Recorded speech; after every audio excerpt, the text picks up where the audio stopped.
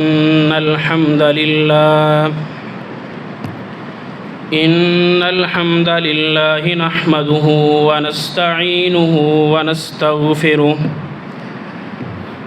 ونعوذ بالله من شرور أنفسنا ومن سيئات أعمالنا من يهده الله فلا مضل له ومن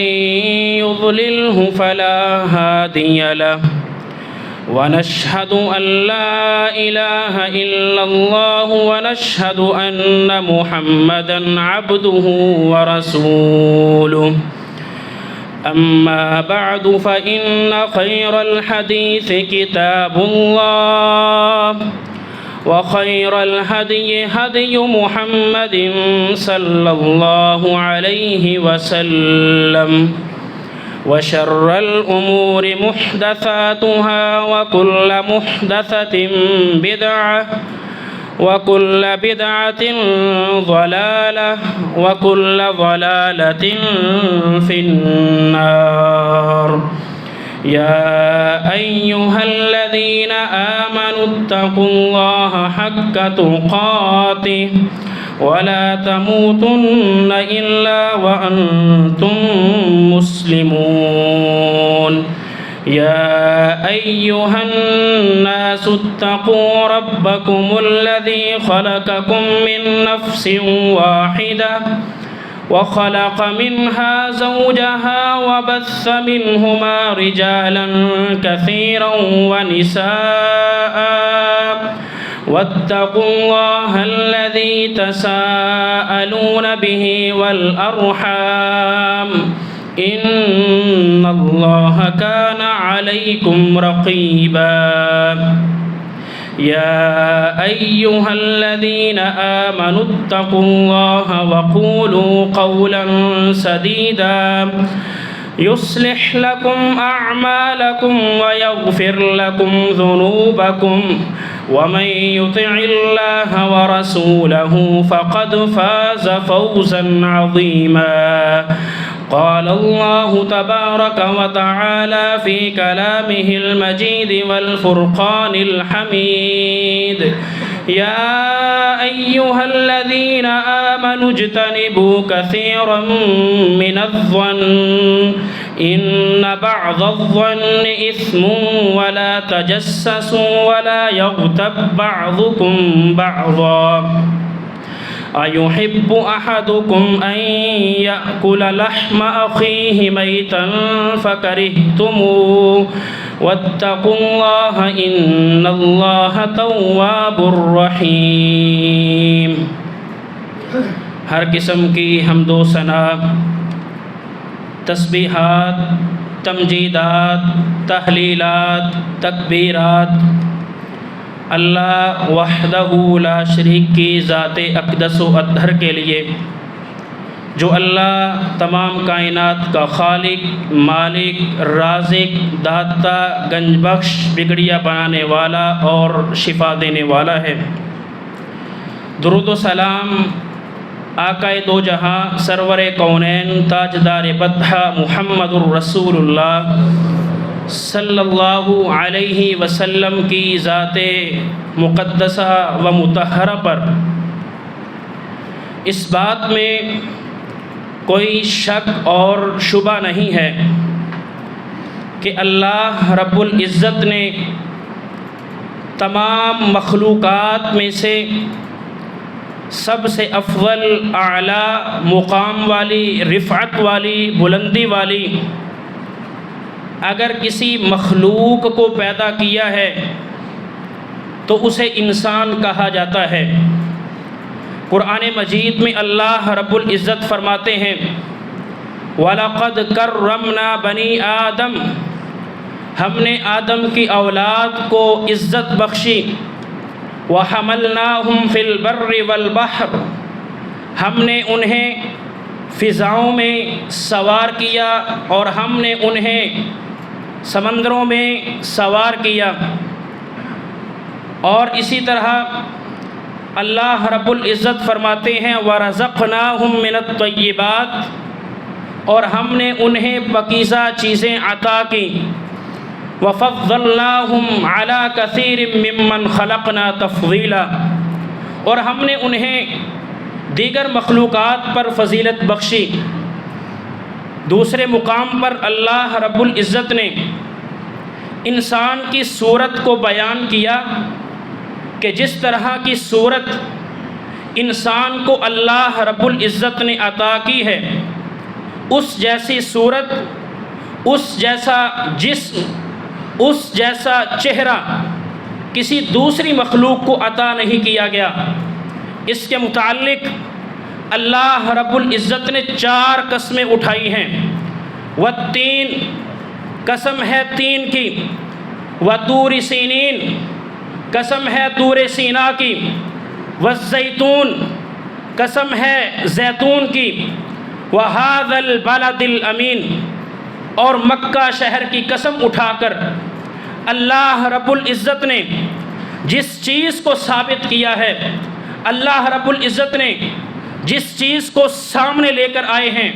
وہ یہ ہے لَقَدْ خَلَقْنَا الْإِنسَانَ فِي أَحْسَنِ تَقْوِيمٍ، کہ ہم نے انسان کو ایک عظیم صورت دے کر اس دنیا کے اندر بھیجا ہے۔ تو یہ 2 آیات مقدسہ یہ بیان کرنے کا مقصد یہ ہے کہ اللہ رب العزت نے انسان کو صورت دی اور اس جیسی صورت کسی دوسری مخلوق کو نہیں دی ہے، اور ساتھ میں دیگر مخلوقات پر اللہ رب العزت نے انسان کو ایک ایسا مقام دیا ہے جو کسی دوسری مخلوق کو مقام نہیں دیا۔ تو جب اتنی عظمتوں والا، اتنی رفعتوں والا، اتنے مقام والا، اتنے مرتبے والا اگر انسان ہے، اب انسان کی ذمہ داری بنتی ہے کہ جس طرح اس کی صورت کو اعلیٰ بنایا گیا ہے اسی طرح وہ اپنی سیرت کو بھی اعلیٰ بنائے۔ یہ انسان کی ذمہ داری بنتی ہے۔ اب انسان کی سیرت کس طرح بہتر ہو سکتی ہے؟ تو یہ کوئی فارمولہ نہیں، یہ کوئی چھپی اور ڈھکی ہوئی چیز نہیں ہے، بلکہ واضح چیز ہے کہ اللہ رب العزت نے جن چیزوں کو کرنے کا حکم دیا ہے ان کو اپنی زندگی کے اندر لایا جائے، اور جن چیزوں سے اللہ رب العزت نے منع کیا ہے ان چیزوں کو اپنی زندگی سے نکال دیا جائے۔ جب یہ 2 چیزیں، جب یہ 2 تقاضے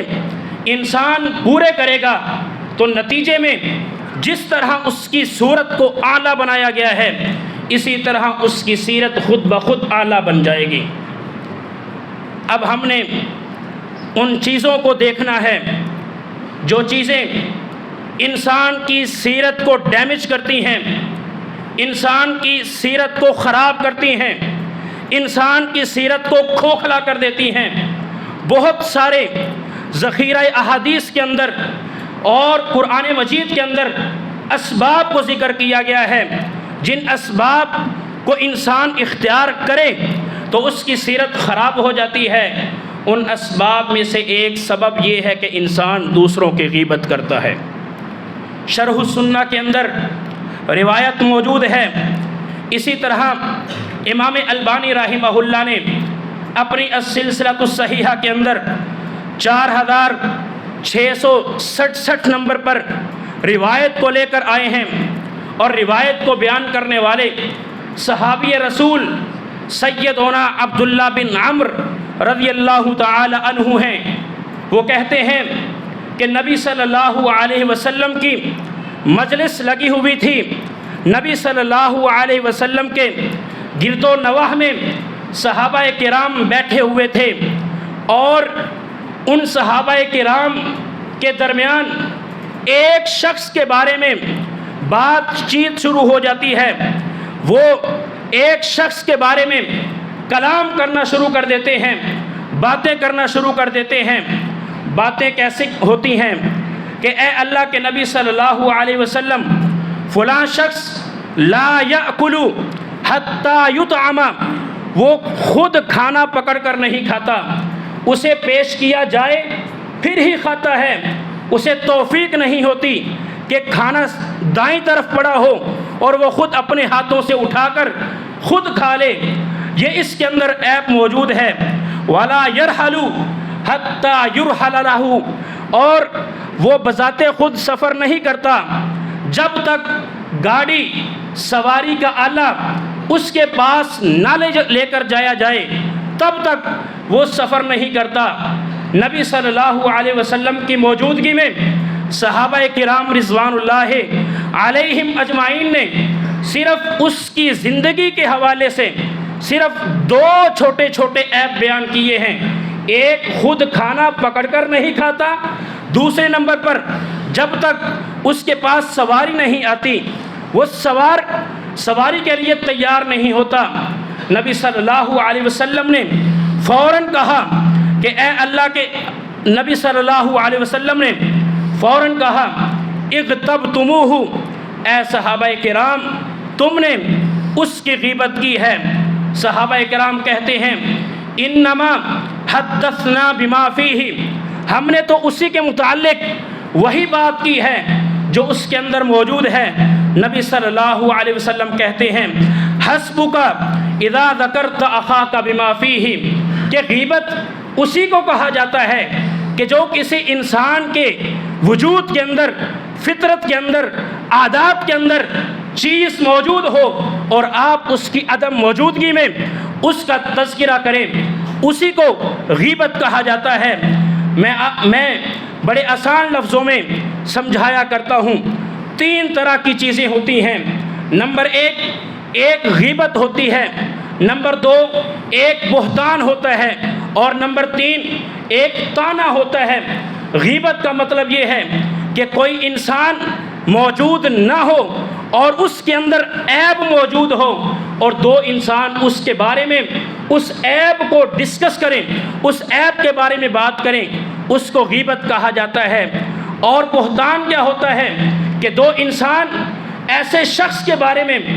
بات کریں جو اس کے اندر موجود نہیں ہے، اس کو بہتان کہا جاتا ہے۔ اور طعنہ وہ ہوتا ہے کہ کسی کے اندر وہ عیب موجود ہو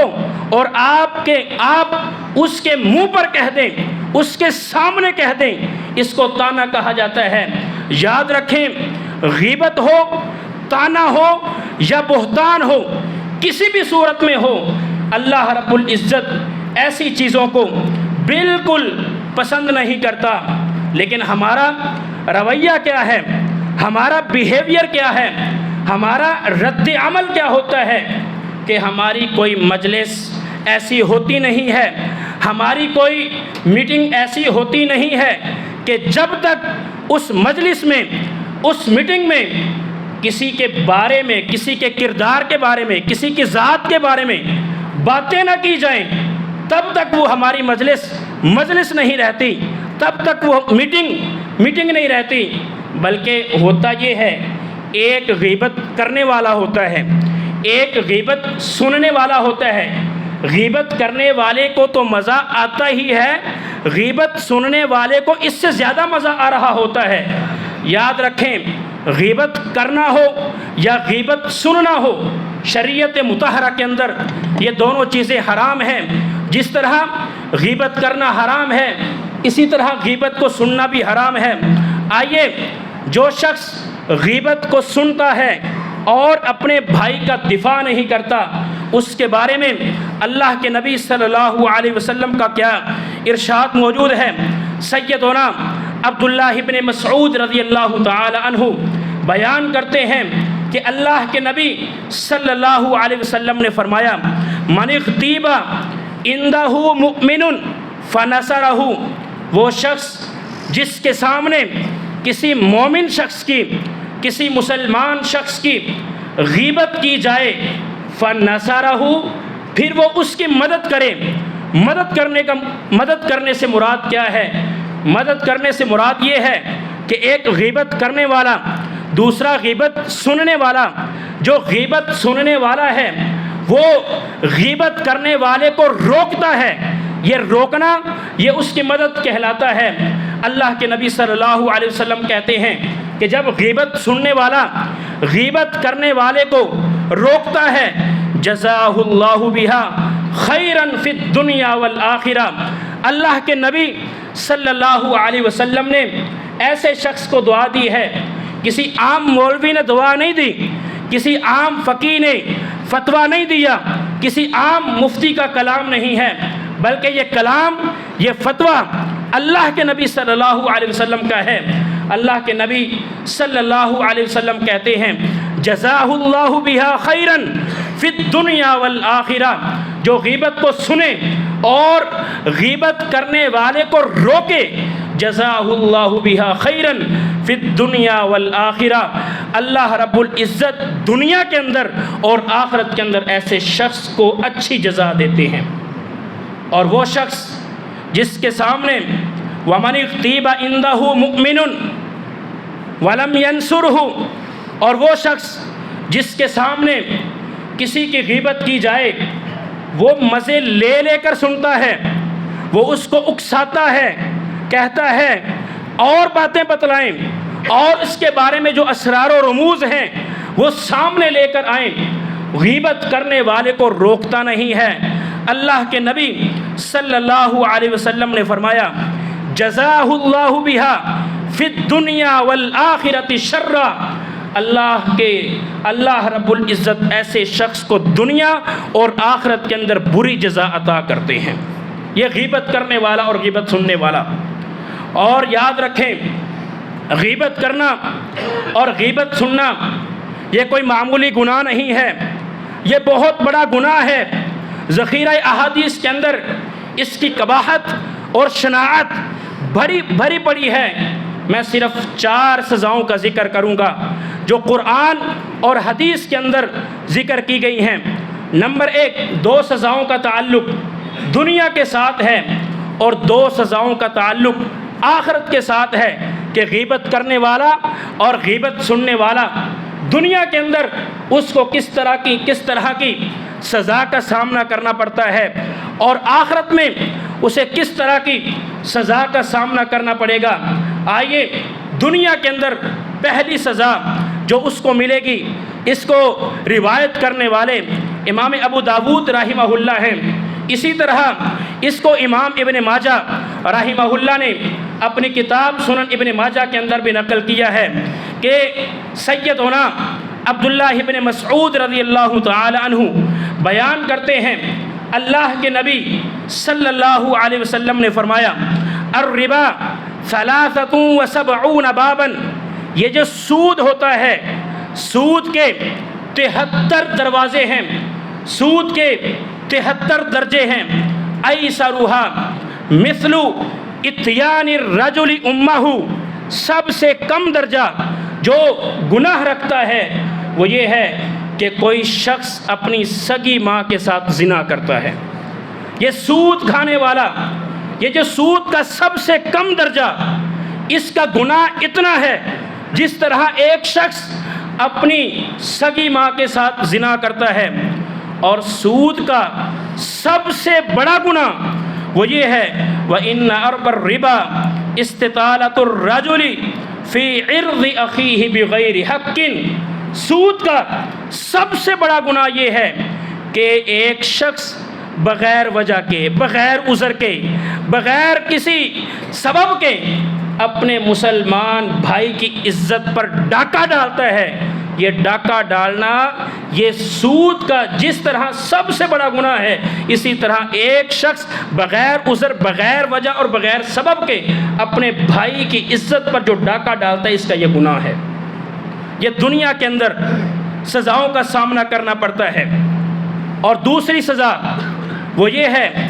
جس کو مسند احمد کے اندر امام احمد بن حنبل رحمہ اللہ نے نقل کیا ہے۔ روایت کو بیان کرنے والے سیدنا جابر بن عبداللہ رضی اللہ تعالی عنہ ہیں۔ وہ کہتے ہیں کہ ایک دفعہ ہم نبی صلی اللہ علیہ وسلم کے ساتھ سفر کر رہے تھے، نبی صلی اللہ علیہ وسلم کے ساتھ تھے،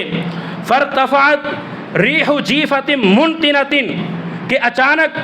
ایک بدبودار لاش، اس کی بدبو جو ہے وہ پھیل جاتی ہے، وہ اٹھ جاتی ہے۔ دوسری روایت کے اندر الفاظ یہ آتے ہیں کہ وہ لاش خچر کی لاش تھی جو مرا پڑا تھا اور اس کی بدبو وہ اٹھتی ہے۔ اللہ کے نبی صلی اللہ علیہ وسلم اپنے ساتھ سفر کرنے والے صحابہ کرام سے سوال کرتے ہیں، اے میرے صحابہ کرام ذرا بتلائیں، اتدرون ما هذه الريح، یہ جو تم اپنے ناکوں کے ساتھ یہ جو بدبو سونگھ رہے ہو، بتلاؤ یہ کس شخص کی بدبو ہے؟ آپ نے فرمایا هذه ريح الذين یغتابون المؤمنین، یہ ان لوگوں کی بدبو ہے جو دنیا کے اندر اپنے مؤمن، اپنے مسلمان بھائی کی غیبت کرتے ہیں اور غیبت کو سنتے ہیں۔ اس کے اندر دو چیزیں ہیں۔ پہلی چیز یہ ہے کہ اللہ کے نبی صلی اللہ علیہ وسلم نے ایک غیبت کرنے والے کو ایک ایسی لاش کے ساتھ تشبیہ دی ہے، لاش کے ساتھ تشبیہ دی ہے،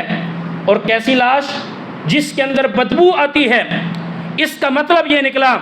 معنی یہ نکلتا ہے، مفہوم یہ نکلتا ہے کہ غیبت کرنے والا اور غیبت کو سننے والا،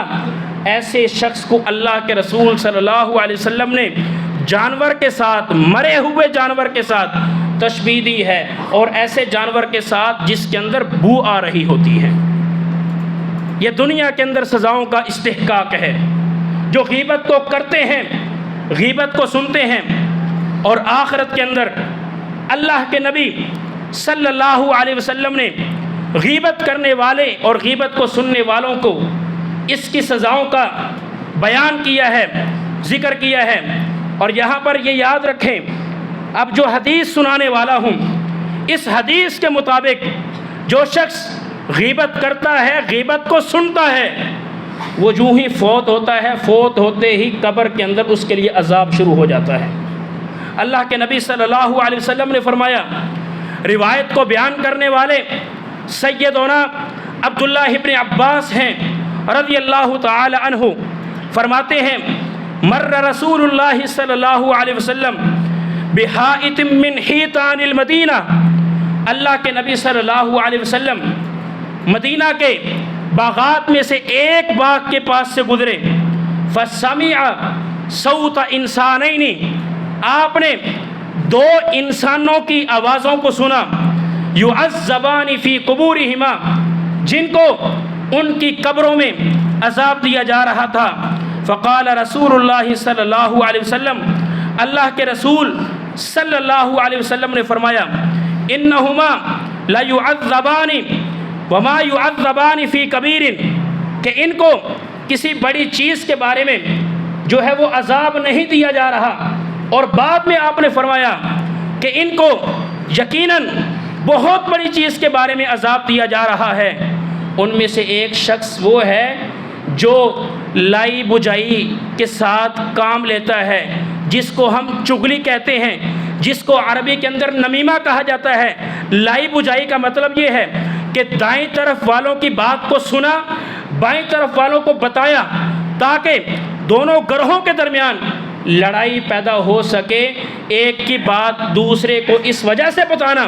تاکہ دونوں میں لڑائی پیدا ہو سکے، لڑائی ڈھنگا فساد پیدا ہو جائے، اس کو نمیمہ کہا جاتا ہے، اس کو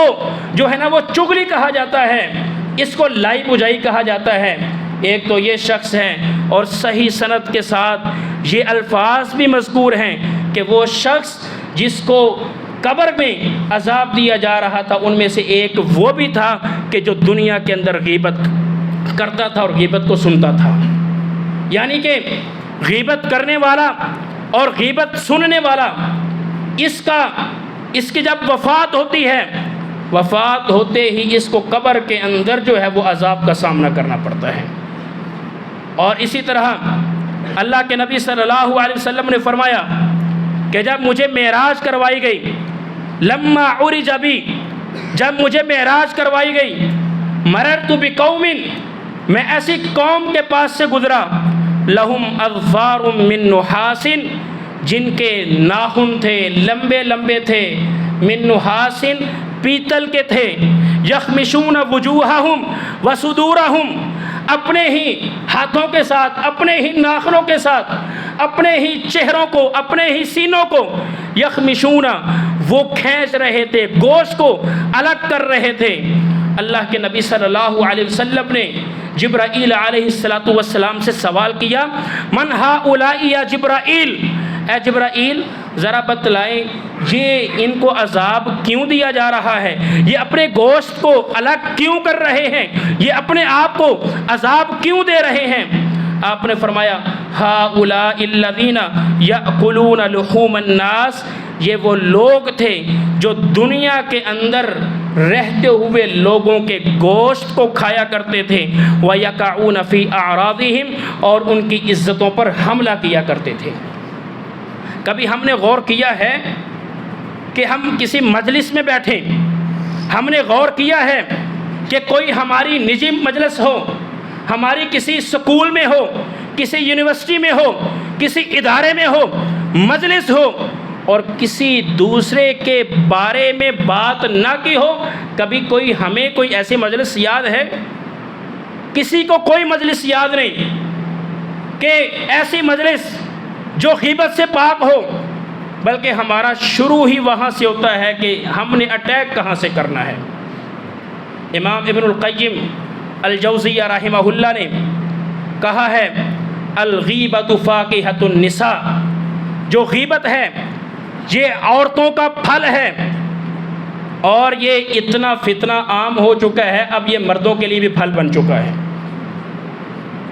ہم اس کو بطور مزے کے ساتھ، لذت کے ساتھ ہم اس کو استعمال کرتے ہیں، لہذا ہمیں سوچنا یہ ہوگا کہ ہم نے اس دیمک سے بچنا کیسے ہے، ہم نے اس ظلم سے بچنا کیسے ہے،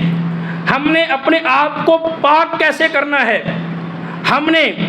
اس بیماری سے، اس لعنت سے بچنا کیسے ہے، تاکہ ہماری نیکیاں کہیں ان کے حق میں نہ چلی جائیں جن کے بارے میں غیبت کی جاتی ہے، ہمارے لیے عذاب قبر کا استحقاق نہ ہو، جہنم ہمارا انتظار نہ کرے اسی غیبت کی وجہ سے۔ اللہ تعالیٰ سے دعا ہے اللہ تعالیٰ ہم کو عمل کرنے کی توفیق عطا فرمائے، اس بیماری سے بچنے کی توفیق عطا فرمائے، آمین۔ وآخر دعوانا ان الحمد للہ رب العالمین۔